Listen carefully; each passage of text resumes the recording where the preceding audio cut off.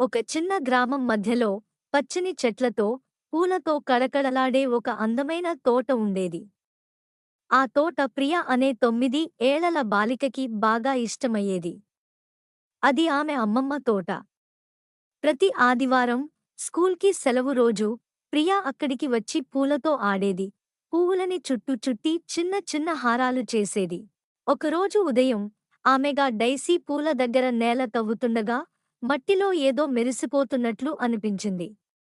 జాగ్రత్తగా తవ్వితే ఒక చిన్న అద్దం బయటకు వచ్చింది. అది గోళాకారంగా ఉంది.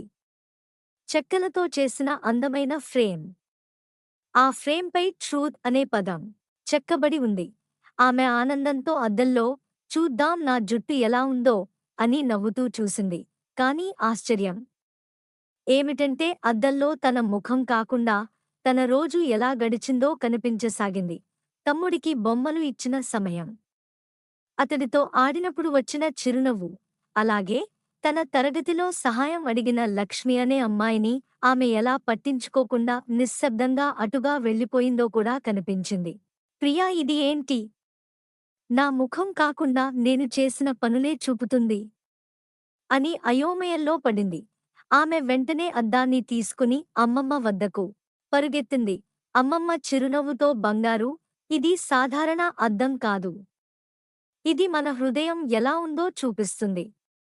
మన బాహ్య రూపం కాదు, మన లోపలి నిజాయితీ, మంచి, కరుణను చూపుతుంది అని చెప్పింది. ప్రియకు కొత్తగా ఏదో తెలియని భావన కలిగింది.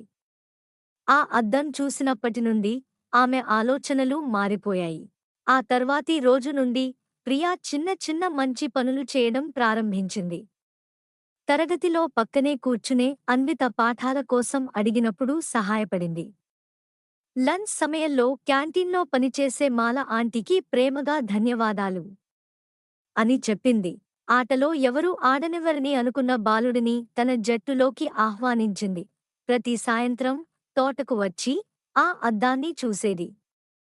మొదట్లో కొంచెం మార్పులే కనిపించాయి. కానీ రోజులు గడుస్తుంటే అద్దంలో ఆమె గుండె చుట్టూ మెరిసే కాంతి పుట్టింది. ఒకసారి అక్కడ చిన్న పువ్వులు కూడా అవి ఆమె చూపిన ప్రేమను ప్రతిబింబిస్తున్నట్టు కనిపించాయి. అమ్మమ్మ ఒకరోజు ముద్దుగా ఆమె భుజాన్ని తడుముతూ, నీవు నిజంగా అందంగా మారిపోతున్నావు బంగారాం, బాహ్యంగా కాదు, లోపల, మనసులో అని అంటుంది. ఆ అద్దాన్ని ప్రియా ఇక తానే కాకుండా తన స్నేహితులకి కూడా చూపించసాగింది. ఒక్కోసారి వాళ్లతో కలిసి మంచి పనుల జాబితా తయారుచేసి ఒక్కొక్కరి గుండెకి వెలుగులు తీసుకురావాలని ప్రయత్నించేది.